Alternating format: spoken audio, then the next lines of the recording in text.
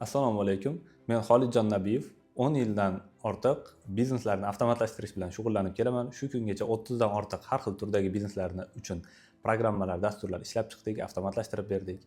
Hozirgi ixtisoslashgan sohamiz bir necha yildan beri bu savdo faoliyati va umumiy ovqatlanish faoliyati, kafe, oshxonalarni avtomatlashtirish bilan shug'ullanib kelamiz.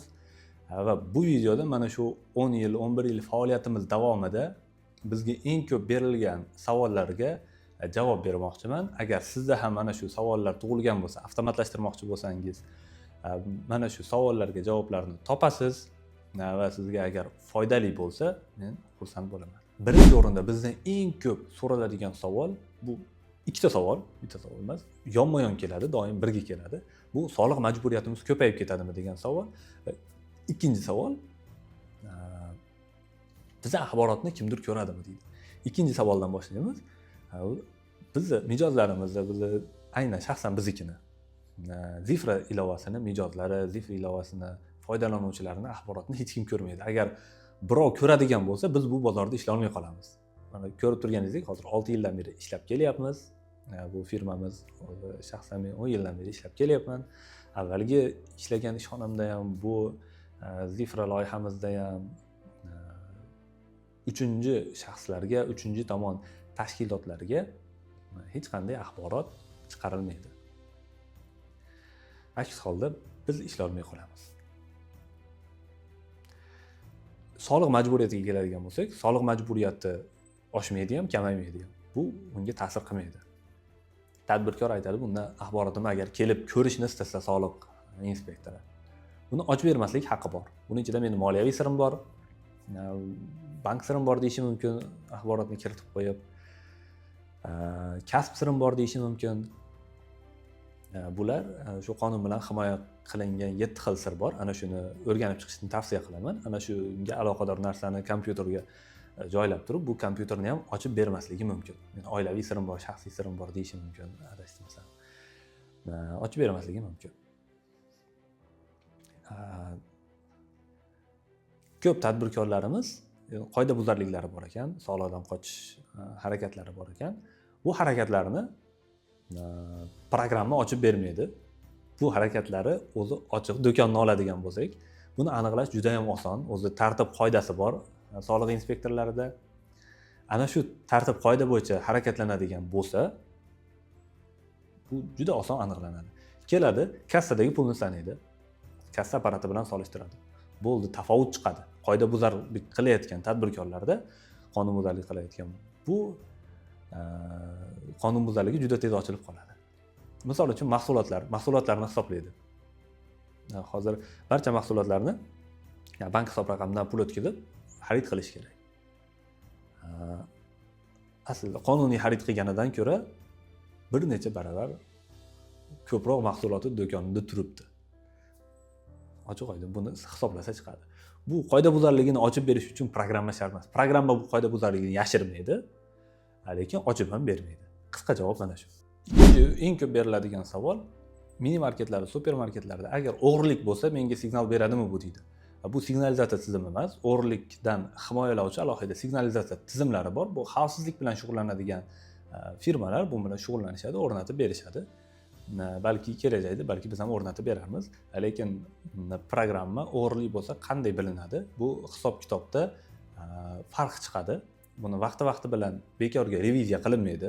Chet eldagi katta kompaniyalar, tarmoqlik magazinlar deymizmi yoki internet magazinlar hammasi tinmay inventarizatsiya qilib turadi. Tinmay sistema bilan bu yoqdagi faktik haqiqiy qoldiqni doimiy tekshirib turadi. Ana shundan farq chiqadi. Mana shundan bilib olsa bo'ladi, bu yerda o'g'irlik bo'lyapti.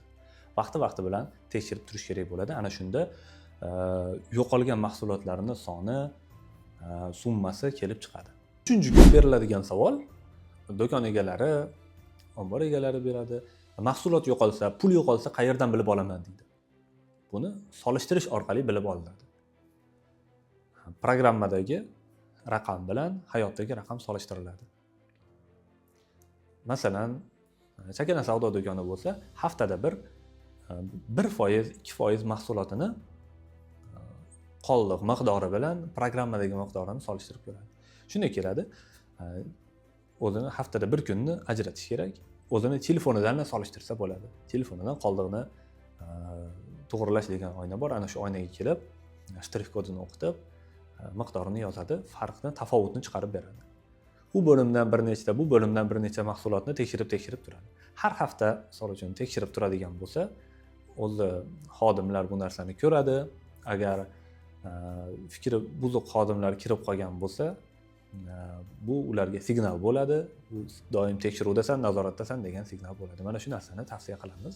Mana shunda agar yo'qoladigan bo'lsa, mablag' yo'qolsa, mahsulot yo'qolsa bilinadi. Mablag' yo'qolsa har kunni oxirida, smenani oxirida bu narsa ko'rinadi. Qancha mahsulot sotildi-yu, qancha mablag' bo'lishi kerak. Mana shu kunning oxirida ko'rinadi. Kunning oxirida solishtirib olsa bo'ladi. Agar yo'qolgan bo'lsa, o'g'irlangan bo'lsa, bu narsa kunning oxirida aniq bo'ladi. 4-savol, bizni sohaga dasturiylar ixtisoslashganmi deb so'raydi. Tor sohalarga ixtisoslashgan dasturlar hali ishlab chiqilmadi.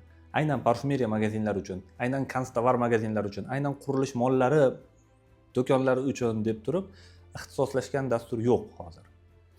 Bularning hammasini umumiy tomonlari olindi, asosiy ehtiyojlari, bir-biriga o'xshash ehtiyojlari olingan. Unga ham bir xil shu 4 ta bazaviy hisobotlar chiqarib berilishi kerak, hisob-kitob, sof foydasi chiqishi kerak, yalpi foydasi chiqishi kerak, qancha xarajat bo'lyapti, ostatkasini ko'rish kerak, mahsulot qoldig'ini, qancha qoldig'i bor, qancha savdo bo'lyapti, qancha tovar-oborot bo'lyapti, qoldig'ini nazorati kerak. Mana bu ehtiyojlar sanab o'tilgan. Bularda biznes modeli ham bir xil bo'lardi. Masalan, parfumeriya bilan kanstovarni, chakana savdo do'koni, oziq-ovqat do'konini, bular uchun ixtisoslashgan dastur yo'q. Bularning hammasini umumiy ehtiyojlari olinganda, ana shu umumiy ehtiyojlariga dastur ishlab chiqilgan. Endi biz dasturni, Zifra dasturimizda 30 dan ortiq sozlashlari bor, sozlash imkoniyati. Masalan, kiyim magazinga o'rnatilayotganda, aynan kiyim magazin uchun kerak bo'lgan ba'zi imkoniyatlar bor. Bu narigindan 5% farq qiladigan, misol uchun, ozgina farq qiladigan imkoniyatlar bor. Uni yoqib beramiz. Uni oziq-ovqat magazinga o'rnatilganda u imkoniyat o'chirib qo'yiladi. Masalan, oziq-ovqatga o'rnatilganda tarozi kerak. Kilolab o'lchab sotiladigan mahsulotlar bor. U tarozi kiyim magazinga o'rnatilmaydi. Tarozi imkoniyatlari o'chirib qo'yiladi. Mijozga ko'rinmaydi ortiqcha maydonchalar, ortiqcha tugmalar. Oziq-ovqat magazinida masalan bir xil kiyimni tan narxi, sotilish narxi bir xil bo'lgan kiyimni bir necha xil razmerlari, bir necha xil ranglari bo'ladi. Kiyim magazinga o'ziga xos imkoniyatlari bor. Optim joyidan tarqatish omborlarida masalan bir xil narxda sotmaydi. Kattaroq ob'yomda olganga boshqacha narx, bir dona olganga boshqacha narx, kichikroq ob'yomda olganga boshqacha narxda sotadi. Bir necha xil narxlar belgilashi mumkin. Nasiyaga beradi masalan, nasiyaga aloqador instrumentlar bor programmaning ichida. U narsalar oziq-ovqat magazinida ko'rinmaydi. Bu imkoniyatlar kerak emas chunki bular o'chirib qo'yiladi. Shunga o'xshash 30 dan ortiq sozlashlari bor, o'ziga xos qilib sozlab beriladi. Lekin 90%, 95% imkoniyat mana shu savdo faoliyatimi barchasida bir xil. Misol uchun to'g'ri kelmasligi mumkin. Tilla buyumlar, tilla kumush buyumlar do'konlariga to'g'ri kelmasligi mumkin. Nimaga? Bir xil mahsulotni masalan ham bitta mahsulotini ikkita o'lchamdagi ostatkasi qoldig'i ko'rinishi kerak. Necha gram borligiga qarab puli hisoblanadi, lekin donada ham o'lchami ko'rinib turishi kerak. Mana shu do'konlar uchun maxsus dastur kerak, ixtisoslashgan dastur kerak. Boshqa turdagi do'konlar uchun ixtisoslashgan dastur hozircha hamma soha uchun ishlab chiqilmagan. 5-savol, ma'lumotlarim o'chib ketsa nima bo'ladi deydi. Qandaydir kafolat berasizlarmi deydi. Biz qanday kafolat beramiz? Ma'lumotlarni bazasini har kuni yarim tunda kopiya bo'ladi. Ana shu 20 ta zaxira kopiya saqlanadi. Avvalgi 10 kunlik har kuni bittadan kopiya bo'ladi. Oxirgi 10 kunlik ikkita serverda 10 tadan kopiya saqlanadi. Istalgan kunni bazasini qayta tiklash imkoniyatimiz bor. Mabodo o'chib ketadigan bo'lsa, bugun tundagi holatni kopiyani qayta tiklashimiz imkoniyatimiz bor. Bundan mana shunday sug'urtalangan. Va shu faoliyatimiz davomida hali birorta mijozimizni axboroti o'chib ketmagan, bazasi o'chib ketmagan. Eng ko'p beriladigan 6-savol bu elektr ta'minoti uzilsa nima bo'ladi? Elektr ta'minoti uzilib turadi. Bu hech kimga sir emas. Buni agar elektr tarmog'i ko'p uziladigan bo'lsa, notebook qo'yish tavsiya qilinadi. O'zini akkumulyatori bor, bir necha soatga ishlab berib turadi. Shtrix-kod skaner notebookning akkumulyatoridan ishlaydi. Lekin chek chiqarish imkoniyati cheklanib qoladi. Mabodo akkumulyatori yo'q kompyuter bo'lsa, настольный kompyuter yoki sensorning monoblok bo'lsa, bularning akkumulyatori bo'lmaydi odatda. Qo'shimcha akkumulyator olish kerak, birinchi variant. Ikkinchi variant, agar elektr tarmog'i qo'qqisdan o'chib qoldi, akkumulyator yo'q. Ba'zi dasturlarda nosozlik kelib chiqadi. Bizning dasturda bunga strafovka qilingan, ya'ni sug'urtalangan. Svet o'chib qolsa ham, agar kompyuter ishdan chiqmasa, dastur ishlayveradi. Ya'ni elektr ta'minoti tiklanganda kompyuterni ishga tushirsa, sensor monoblokni ishga tushirsa, yana kelgan joydan bemalol ishlab ketish mumkin Zifra dasturida. Internet tarmog'i uzilib qoladigan bo'lsa nima bo'ladi? Internet tarmog'i uzilib qolsa, kassa modul degan maxsus dastur bor. Kassa modul, kassa programmasi internet uzilib qolsa ham ishlab turaveradi. Kassa uchun kerak barcha imkoniyatlar bor. Mahsulot sotuvi, qarzlarni o'chirish, xarajatlarni yozish, qaytib kelgan mahsulotlarni qabul qilib olish, narxlarni ko'rish, qarzlarni ko'rib berish. Bu barcha imkoniyatlar ishlab turaveradi. Cheklar chiqadi, misol uchun shtrix-kod skanerlar, kompyuter ishlab turadi barchasi. Internet uzilishi katta muammo yuzaga keltirmaydi. Internet uzilgan vaqtda to'g'ri hisobotlarni ko'rish uchun internet kerak. Hozirgi holatda kelgan mahsulotlarni kiritish uchun, kirim qilish uchun internet kerak. Offline versiyani ham ishlab chiqyapmiz, balki yaqin orada bu versiyalarimiz ham tayyor bo'lib qoladi. Internet uzilsa, barcha imkoniyatlar o'chmasdan ishlab turadigan holatga ham balki yetib kelamiz tez orada. 8-savol. Qurilma ishdan chiqsa nima bo'ladi? Eng asosiy qurilma axborot o'zida to'playdigan, yig'ib saqlaydigan qurilma bu kompyuter bo'ladi. Sensorli kompyutermi, oddiy notebookmi yoki o'zimiz bilgan sistema bloki alohida, monitor alohida bo'lgan oddiy kompyutermi, farqi yo'q. Ma'lumotni ana shu o'zida to'playdi. Bizning sistemada ikki xil rejim bor, onlayn rejim, offlayn rejim.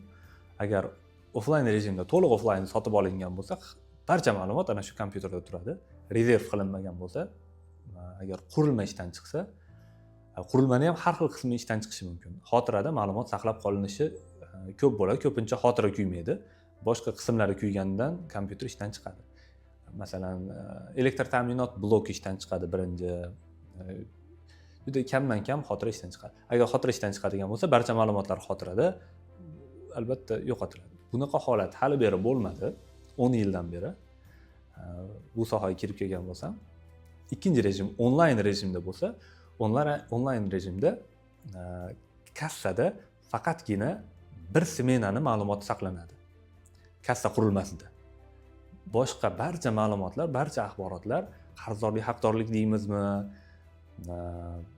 barcha oldi-berdi amaliyotlari, tushum chiqimlar, tovar oborot, barcha axborot sistemadagi onlayn bazada saqlanadi. Onlayn bazani 20 ta rezerv kopiyasi bo'ladi. Hozirgi holatda 20 ta va kelajakda uni yana ham ko'paytirib qo'ymoqchimiz. 20 tani 10 tasi bitta serverda, yana 10 tasi boshqa serverda, ikki xil lokatsiyadagi ikkita serverda, himoyalangan serverlarda saqlanadi. Mabodo bittasi ishdan chiqsa ham, ikkinchisidagi kopiyadan qayta tiklab, yana qayta ishga tushirish mumkin. Bundan ma'lumot yo'qolishidan sug'urtalangan. Agar qo'shimcha qurilmalar ishdan chiqadigan bo'lsa, buni agar garantiya bo'lsa, garantiya doirasida to'g'rilasa bo'ladi yoki alishtirish juda ham oson. Bizning texnik yordamimiz bor, doimiy yilda 365 kun ishlab keladi. Agar qurilma alishadigan bo'lsa, yana sozlab berish kerak bo'lsa, shartnoma, ikki xil usulda shartnoma bor. Agar ikkalasiga ham baribir sozlab beraveramiz, bittasiga bepul, bittasiga qo'shimcha to'lov evaziga sozlab beramiz. 9-savol. Tizimni tatbiq etish uchun qancha vaqt ketadi? Bu tatbiq qilishdan avval xodimlarni tayyorlash kerak. Bu sizlarning ham ishingizni yengillashtiradi. Sizlar masalan aslatga sanamaysizlar, qolgan mahsulotlarni masalan qaysi mahsulotlar oz qoldi sanab yurmaysizlar, qo'lda yozib yurmaysizlar, programma avtomat chiqarib beradi. Masalan, har oy reviziya qilamiz, har oy reviziya qilishinglar kerak bo'lmaydi.